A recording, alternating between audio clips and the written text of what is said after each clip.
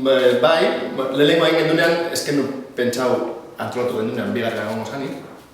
Baina bai, azkenean gaiak emoten dago zertzena, eta azkenean badalez gauza bat arkitektura eta hezkuntza edo pedagogia gustatzen dauzenak, lehenengo edizio horretan igual fokoa ordatza jarri genuen gehiago arkitekturan, eta oraingoan bide bat igidotxegu pedagogiari. Bai, hala da, nik uste dut interes handia dukon gai bat da, bai hezkuntza alorrean eta azken aldian baita arkitekturan aldetik bat, nik uste dut. Baina, bi gauzak batera lantzea eta bi gauzak batera uztartzea horrelako espazio batean, gaur hasieran ikastan dutan bezala, nik uste dut interesgarria dela, azkenean amankomunia jartzeko, bai disiplina batetik, bai bestetik egiten den lanketa hori, azkenean arkitektura pedagogikoa ingurune berdinera erantzuteko egiten delako. Bai, eta esan duzun moduen, bada gauza bat azkenengo urteetan hasi dela mahai gainean jartzen eta gero eta gehiago lantzen. Zer behar dagoen arkitektura pedagogikoa esateko, batez ere kontutan edukitzea erabiliko dauen horren ikuspuntua. Hau da, ez zate arkitektura bat bakarrik teknikoen arkitektoen eskutik datorrena, baizik eta kontutan hartuko dagoena betikorako prozesu hori. Guztiza da horrekin, eta azken finean horrek eskatzen dauna da, benetan entzutia, ez entzutia bakarrik helduei, baizik eta entzutia aurrek zer esateko daukien horren inguruan, zela sentitzen diren, zela erlazionatzen diren, eta erantzun espazial bat ematea azkenean planteamendu pedagogiko bati. Horregatik elkarlana pedagogoekin, irakasleekin eta aurrekin baita, azkenean ikastaroen izenburu bat, horrek dira espazio sortzaile, eta askotan ez igual aktiboki, baina beste modu batean be horren behar dela beti presente. Hori, batez bere, umeak ikusi dugulako espazioaren erabiltzaile moduan orain arte, eta orain ja pauso bat dago goaz, eta erabiltzaile bai eta sortzaile ere bai.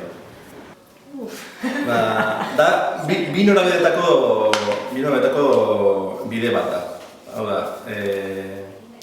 normalean egin izan da bide hori norabide bakarrean, edo norantza bakarrean, eta, orain uste dut, gauzela puntu baten, non bi norantza horrek kontutan hartu bat diren. Bai, azken finean espazioak esperimentaziora gonbidatzen dago erabiltzailea, eta zentzu hortan espazioak esan genke erabilera egiten dagoela, baina aldi berean azken hitza beti dauka erabiltzaileak, nahiz eta espazioak gonbidatu zerbait egitera guk hartzen dago azken erabakia, non jarri, nola erlazionatu, nola erabili espazio hori, orduan jakitea diseinatzen ingurune batzuk bi gauzak ahalbidetzen dituztenak, nik uste dut hori izango litzake, gainera arkitektura pedagogikoa.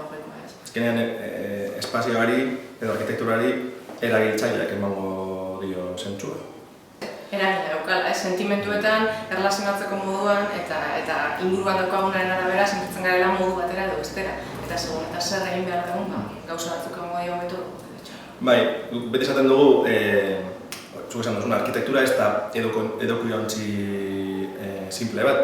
Arkitektura eragile politiko bat ere bada, eta arkitekturak eragiten dau jendea harremantzeko moduan, edo jendea sentiarazteko moduan, eta hori da faktore bat beti egon dana hor, baina igual ez gaiola berebiziko harreta jarri, eta uste dut orain gauza joaneko zabaldu dela. Askotan gainera, erabilida modu oker batean, igual segurtasuna eta kontrola bermatzeko, eta espazioa jarri da, benetan kontrolaren ikuspuntu horretatik, irakaslea kontrolatzen dago ikaslean dauzen, baina ez horren beste bizipen horietatik, ez? Eta hogeita ematea da beste balio batzuk eta beste gauza batzuk lortzeko arkitektura bat proposatzea. Parte hartzea, gaur egun, zorionez esan nuke, derrigorrezkoa da. Zuk egiten duzunean irikintza plan bat edo, zuk derrigorrez hartu behar duzu parte hartze prozesu bat. Gero beste gauza bat da nola egiten den, baina, berez hori derrigorrezkoa da. Ez dena derrigorrezkoa da, orain lantzen gabezen gai honetan, pedagogia da arkitekturaren gai honetan, umeen parte hartzea. Orduan, normalean egiten direnan parte hartzeak espazio publikoa edo diseinatzeko, normalean helduekin egiten dira. Ze ikusten dira umeak geroko gizartea moduan, ez? Gero izango dira gizartea, eta berez gure planteamentua da umeak izan badirela gaur egun gizartearen parte bat, eta orain, indarra horretan jartzen gabiz, ez? Parte hartze prozesutan ere bai, umeak gero eta gehiago sartzea, ez? Eta nik uste dut, zentzu hortan gainera, garrantzi berezia daukala umeak ulertzea, ez? Eta urtzara daukan kultura hori ulertzea, eta berein ikuspegi horretatik ez diseinatzea. Askotan, igual eurak proposatzen dituzten maketa eta marrazki horiek eramaten dira zuzenean diseinu batera, ez? Eta askotan horren atzean zer dagoen da aztertu behar dena, ez? Hau da, haur batek proposamen bat egiten dagoenean zer da esaten, zer behar ditu eta behar horrei erantzun, ez? Horren beste egiten dagoen proposamen espezifikoari, ez? Eta nik uste dut horrek eskatzen dagoela horren prozesu parte-hartzaile horrek lantzia beste ikuspuntu batetik, ez?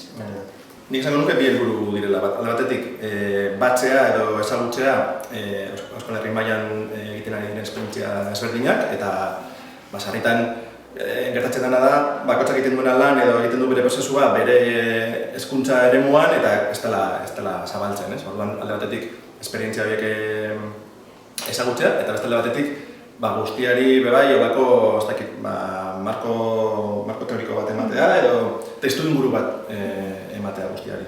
Bai, gure guztia eta ez bakarrik islarien bitartez, baizik eta entzule bezala etorri dien horren parte hartzea sustatzea, horregatik biharko saioa guztiz praktikoa izango da, azken finean ikusten dut gerturatu direlako asko daukatenak, asko kontatzeko, asko esperimentatzeko eta artean be ondorio batzuk ateratzeko biharrengoen saio parte hartzaile horren bitartez, ez? Eta danok ikasiko golako ikastaroa. Parte hartzea badago ikastaro barruan ere. Hori da. Ez dakizu zerbait hau